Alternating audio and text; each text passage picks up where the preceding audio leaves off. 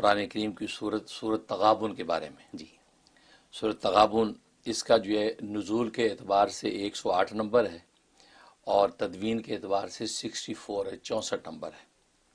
اس سے پہلے سورت منافقون ہے جس کی نسبت سے سورت کا نام رکھا گیا یوم التغابن۔ تغابن کہتے ہیں نقصان اور خسارے کو، تو یوم التغابن کا مطلب یہ ہے کہ خسارے اور نقصان والا دن۔ خسارے نقصان کا دن کفار کے لیے اس معنی میں ہے کہ وہ کفر ہے، وہاں ایمان نہیں ہے، وہاں خسارہ ہی خسارہ ہے، جہنم کی ہمیشہ کی آگ ہے۔ منافقین جو ہے وہ بھی ظاہر ہے اندر سے قلب کے اعتبار سے کافر ہیں، وہ بھی نیچے طبقوں کے اندر جہنم میں خسارے خسارہ۔ تو اہل ایمان کے لیے خسارہ کیسے؟ اہل ایمان کے لیے یوں خسارہ ہوگا کہ اہل ایمان وہاں جا کر حسرت اور افسوس کریں گے، کاش ہم نے جتنی عبادت کی تھی اللہ کی اس سے زیادہ کرتے۔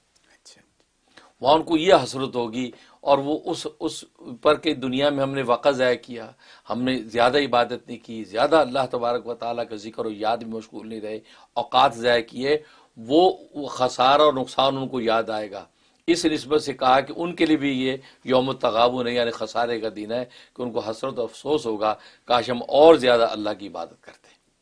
تو یہ چیز اس سے یہ یوم التغابن، تو فضائل سورۃ تغابن کے یہ جو ہے بیسیکلی کیا ہے، یہ مدنی صورت، 18 اس کی آیات ہیں، کوئی لمبی چوڑی صورت نہیں ہے، اور 2 رکوع ہیں، اور بڑی زبردست پر تاثیر یہ صورت ہے کہ اس کے اندر عجیب و غریب جو ہے فوائد ہیں۔ جہاں تک پہلے فائدہ کا تعلق ہے، ایک اس کا فائدہ یہ ہے کہ جس گھر کے اندر روزانہ 3 مرتبہ یہ سورت تلاوت کی جاتی رہے گی، وہاں مال اور خیر کی کمی نہیں ہوگی، مال و دولت میں برکت ہوگی اور خیر ہی خیر ہوگی۔ اور کتنے لوگ ہیں جو یہ کہا کرتے ہیں کہ جی ہمیں مال بہت آتا ہے لیکن برکت نہیں ہے، بڑی اچھی تنخواہ ہے لیکن جب مہینے سے ختم ہونے سے پہلے ختم ہو جاتا ہے تو برکت نہیں رہتی۔ تو یہ جو اس 3 مرتبہ جس گھر میں تلاوت ہوگی انشاءاللہ وہ مال اور کے اندر زبردست خیر و برکت نازل ہوتی ہے۔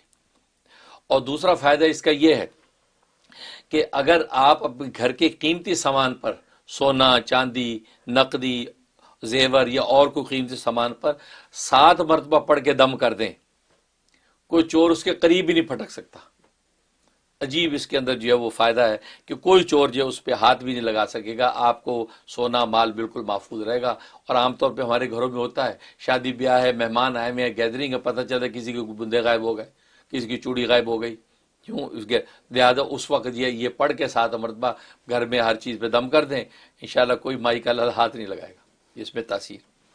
اور ایک اس کا فائدہ یہ ہے کہ کوئی ظالم جابر شخص ہے جس کا سامنا کرنے پہ آپ کو خطرہ ہے کہ اس کے شر سے نقصان پہنچے گا، تو آپ یہ 3 مرتبہ اس کی تلاوت کر کے اس کے سامنے چلے جائیں، انشاءاللہ وہ آپ کو الٹا بجائے اس کی نقصان پہنچائے گا، آپ کو نفع دے گا۔ ظالم کے ظلم کے ہاتھ بالکل بندھ جاتے ہیں، زبردست اس میں یہ فائدہ ہے۔ اور ایک فائدہ اس کا یہ ہے کہ اچانک موت سے انسان بچ جاتا ہے۔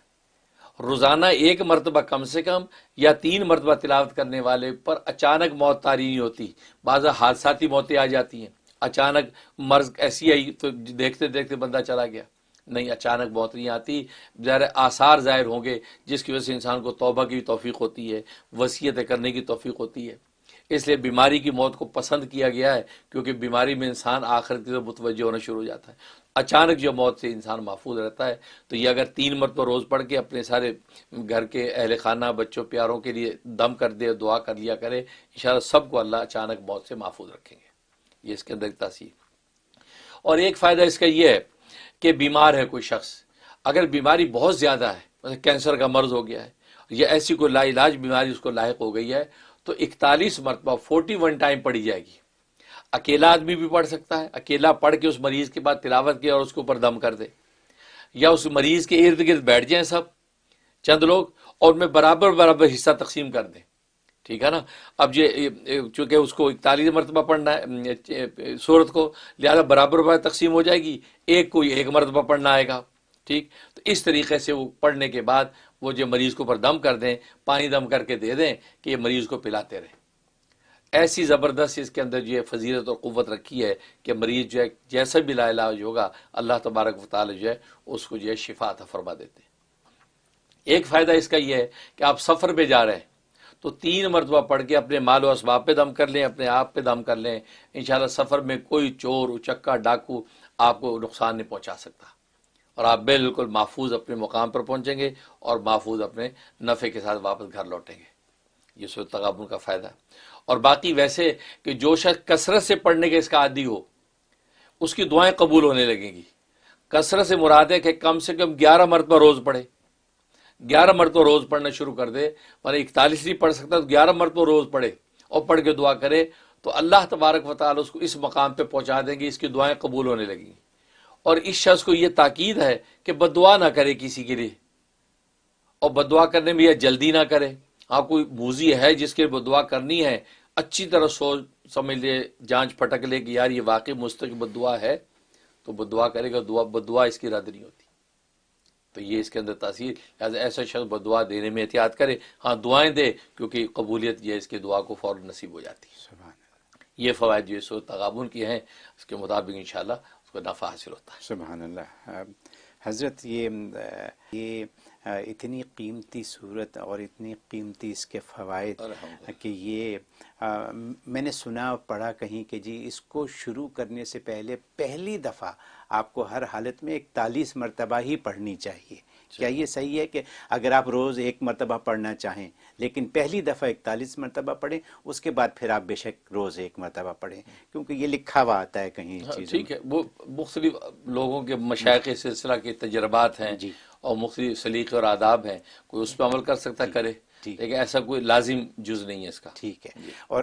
اور یہ بھی لوگوں نے پوچھا ہے کہ وہ آپ سے اس کو پڑھنے کی اجازت مانگنا چاہتے ہیں، تو آپ بالکل ظاہر ہے کہ جو صورتیں ہیں جن کے فضائل و فوائد میں بتا رہا ہوں جی بالکل دل سے میں اس کی اجازت بھی دیتا ہوں اور برکت کی دعا کرتا ہوں. آپ حضرات کو بالکل اجازت ہے، آپ اس کو پڑھیں، بلکہ آگے بھی کار خیر کے لیے کسی کو بتلا